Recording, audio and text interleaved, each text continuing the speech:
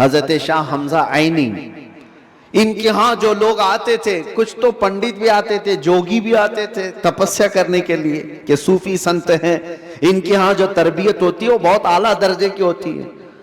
آپ یہ کہتے تھے کہ انسان سب سے زیادہ کن چیزوں کا محتاج ہے؟ کھانے کا، پینے کا، سونے کا، یہی سب چیزیں نا۔ اس پر تو وہ کنٹرول کرا ہی دیتے تھے۔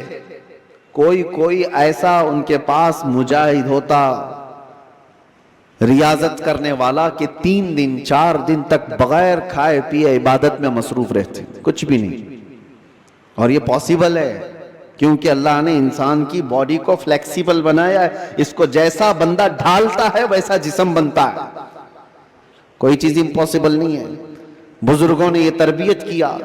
اب ایک مقام ایسا آیا کہ کھانے پینے کی بات تو چھوڑو، یہ جو محتاجی ہے، جو بھوک لگتی ہے، اس سے تو انہوں نے کنارہ کر لیا۔ ایک شاگرد نے ان سے کہا کہ حضور، کھانے سے تو ہم محتاج نہیں ہیں، جب ہم چاہیں گے کھا لیں گے، بھوک ہم کو غلام نہیں بنا رہی یاد، پیاس بھی ہم کو غلام نہیں بنا سکتی، لیکن یہ جو سانس لیتے ہیں اس کے تو ہم محتاج ہیں، سانسوں کے بغیر تو رہ نہیں سکتے۔ آپ نے فرمایا میں وہ بھی تربیت تمہیں کرا دوں گا، اس کی بھی تربیت کرا دوں۔ تو حبس نفس اولیاء کاملین کے ہاں، میں تصوف کی بات کر رہا ہوں، ایک تربیت یہ بھی ہے ان کے ہاں، حبس نفس۔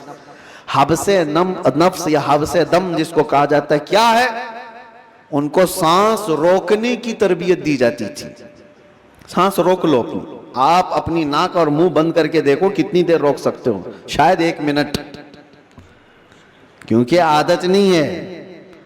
1 منٹ سے زیادہ اپنے ناک اور منہ کو پکڑ نہیں سکتے، لیکن تربیت کے بعد ماررہ مطہرہ کی تاریخ میں ہے، حضرت شاہ حمزہ عینی کی بارگاہ میں جو تربیت پاتے تھے، ان کو سانس روکنے کی جو تربیت دی جاتی تھی، فجر کے بعد وہ سانس کو روکتے تھے تو ظہر تک لے کر جاتے تھے، ظہر تک۔